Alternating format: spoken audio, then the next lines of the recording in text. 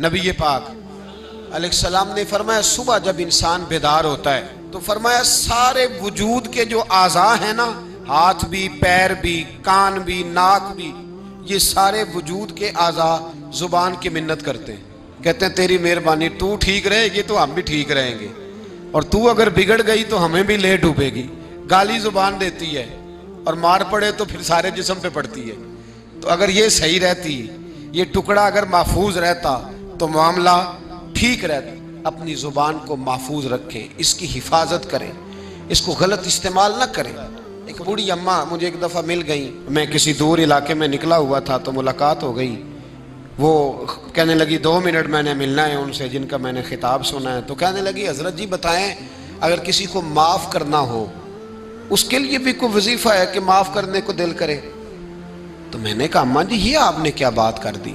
تو کہنے لگی میں نے میرے 3 بیٹے ہیں، سب سے چھوٹا بیٹا ابھی پیدا نہیں ہوا تھا کہ ان کا ابا فوت ہو گیا تھا، تو میں بیٹوں کی خاطر بیٹھی رہی۔ تینوں بیٹوں کو ایک دن بٹھا کے میں نے کہا کہ میں بیمار ہو گئی ہوں، مجھے کالا یرکان ہے۔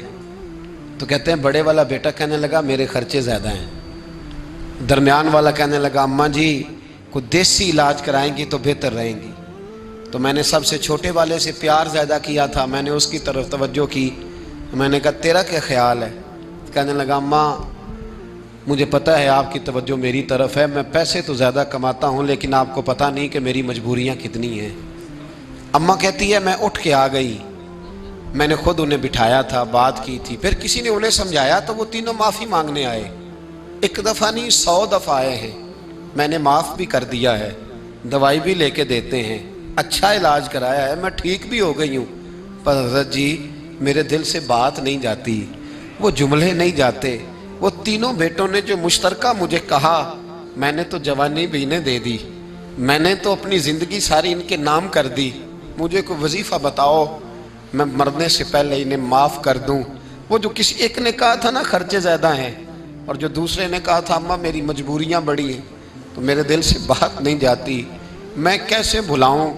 میں جب اپنا پلٹ کے 40 سال کا زمانہ دیکھتی ہوں تو وہ اور ہے، اور انہوں نے 1.5 منٹ لگایا ہے، اور مجھے انہوں نے وہ پنجابی میں کہنے لگی ککھوں اولا کرتا مینوں اینا، مجھے اتنا ہلکا کر دیا، تو مجھے کوئی وظیفہ بتاؤ میں انہیں معاف کروں۔